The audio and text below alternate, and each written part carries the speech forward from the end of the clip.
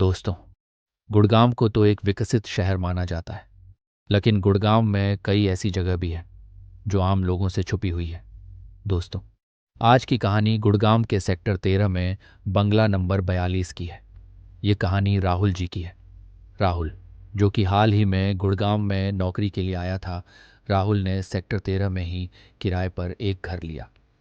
उसे इस इलाके की पुरानी कहानियों में कोई दिलचस्पी नहीं थी, पर जब उसे अपने ऑफिस के रास्ते में बंगला नंबर 42 दिखा तो उसकी नज़र उस पर अटक गई। पुरानी दीवारें, टूटे हुए खिड़की के शीशे और बगीचे में सूखे पेड़, ये सब कुछ असामान्य था। ऑफिस के कर्मचारियों ने राहुल को चेतावनी दी, बंगले के पास मत जाना, कहते हैं वहाँ आत्माओं का वास है। राहुल हंसकर बात टाल देता है। उसे इन बातों में यकीन नहीं था। एक रात राहुल देर तक ऑफिस में काम करने के बाद घर लौट रहा था। रास्ते में उसकी बाइक खराब हो गई और वह पैदल ही बंगला नंबर 42 के पास से गुजरने लगा। अचानक उसने महसूस किया कि ठंडी हवा का झोंका आया। पास के सूखे पेड़ की शाखाएं अजीब तरह से हिलने लगी। वह रुका और इधर उधर देखा। तभी उसे किसी औरत की धीमी धीमी आवाज सुनाई दी, मुझे बचाओ, मुझे बचाओ। राहुल ने चारों ओर देखा, लेकिन कोई नहीं था। राहुल घबराकर तेजी से अपने घर की ओर भागा। रात के करीब 11 बजे राहुल अपने लैपटॉप पर काम कर रहा था। अचानक राहुल को अपनी खिड़की से कुछ आवाज़ें सुनाई दी।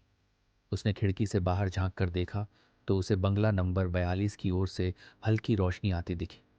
उसे लगा शायद कोई अंदर रह रहा है। उसकी जिज्ञासा बढ़ गई। अगले दिन ऑफिस में उसने अपने कर्मचारियों से इस बारे में पूछा, तुमने बंगला नंबर 42 की रोशनी देखी? वहाँ भला कौन रह सकता है? उसके एक सहकर्मी ने कहा, तुम्हें कुछ गलत फहमी हुई होगी।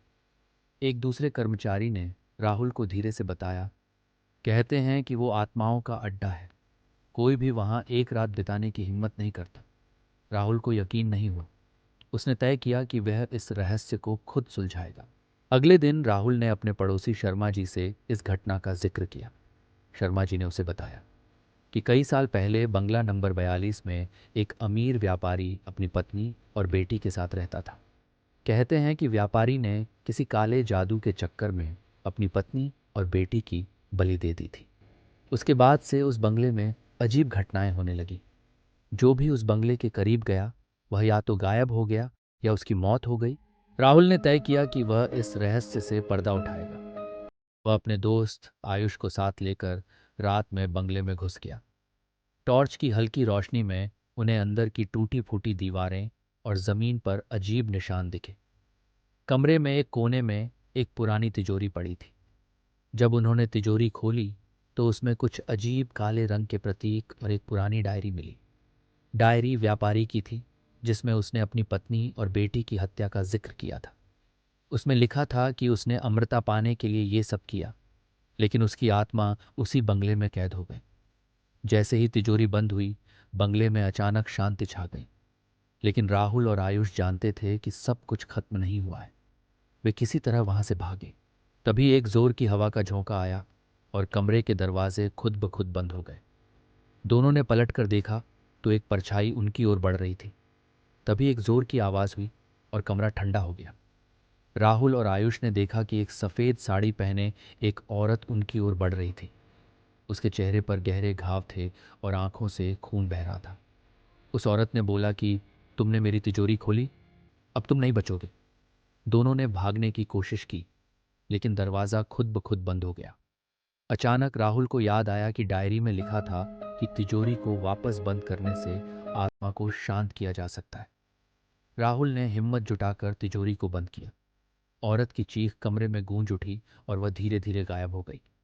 किसी तरह राहुल और उसका दोस्त वहां से बच निकले।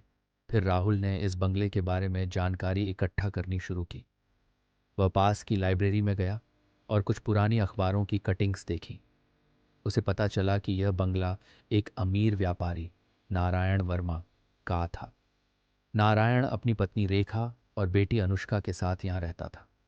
लेकिन एक रात कुछ ऐसा हुआ जिसने सब कुछ बदल दिया। कहते हैं कि नारायण ने काले जादू की शक्तियों में विश्वास करना शुरू कर दिया था। उसने अमृता पाने के लिए एक अनुष्ठान किया, जिसमें उसने अपनी पत्नी और बेटी की बलि दे दी। लेकिन अनुष्ठान सफल नहीं हुआ। नारायण खुद भी उसी रात मारा गया। उसके बाद से ही बंगला नंबर 42 में अजीब घटनाएं होने लगीं। वहाँ जो भी जाता वह या तो गायब हो जाता या अजीब परिस्थितियों में मारा जाता। तो दोस्तों, ये कहानी राहुल जी की थी। अगर आपको ये कहानी अच्छी लगी हो तो आप हमारे चैनल को सब्सक्राइब करके हमारी चैनल की और कहानी का मज़ा ले सकते हैं। हम मिलते हैं आपसे एक और कहानी के साथ वापस।